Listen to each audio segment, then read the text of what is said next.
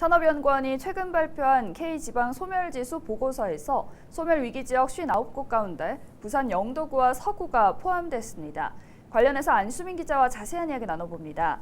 네, 안 기자, 일단 K지방 소멸지수 처음 들어보는 개념인데 어떤 개념인가요? 네, 기존에 주로 사용하던 지역 소멸지수는 65세 이상 고령자 인구 대비 20, 30대 가임기 여성의 비율로 측정했습니다.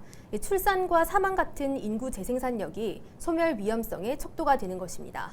반면에 산업연구원이 만든 K지방소멸지수는 지방소멸이 지역 간 인구 이동과 연관이 있고 인구가 유입되고 빠져나가는 원인이 지역 경제라는 점에서 착안해 경제 지표들로 소멸지수를 측정했습니다.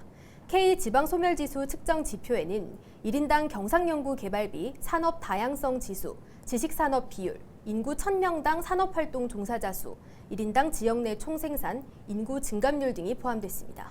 그렇다면 K지방소멸지수에서 영도구와 서구의 소멸 위험 정도가 어떻게 나타났습니까? 네, 일단 K지방소멸 단계는 6가지 단계로 나뉘어졌는데요. 네. 일단 이 소멸 지표에 따라서 소멸 무관, 소멸 안심, 소멸 예방, 소멸 선제 대응, 소멸 우려, 소멸 위협 이렇게 나뉘어졌습니다. 이 영도구와 서구는 전국 48개 지자체와 함께 소멸 우려 지역에 포함이 됐습니다. 세부적인 지수도 한번 봤는데요. 네. 특히 영도구는 이 지수가 이 광역시 지자체 중 눈에 띄게 밑도는 것을 볼 수 있습니다. 이 때문에 사실상 소멸 위험 지역에 포함된다고 해도 과언이 아니라고 볼 수 있고요.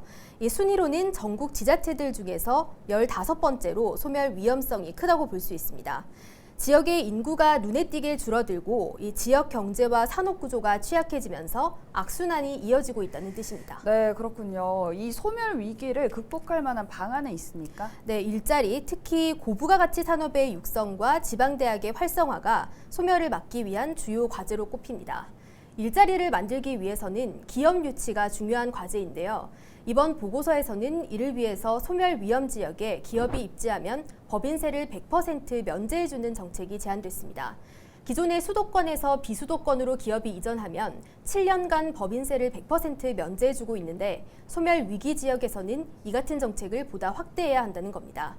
또 고부가 가치 산업을 육성하기 위해서는 산업의 다양성을 확충하고 산업 간의 융복합을 통해서 신산업을 창출해야 한다고 조언합니다.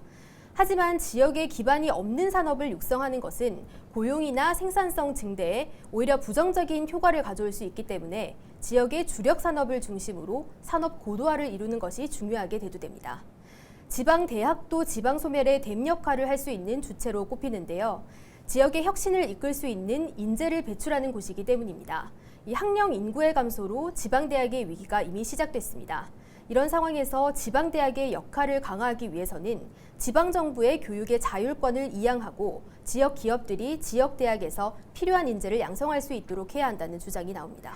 네, 지금까지 K지방 소멸지수로 살펴본 영도구와 서구의 소멸 위험에 대해서 짚어봤습니다. 안수민 기자 수고하셨습니다.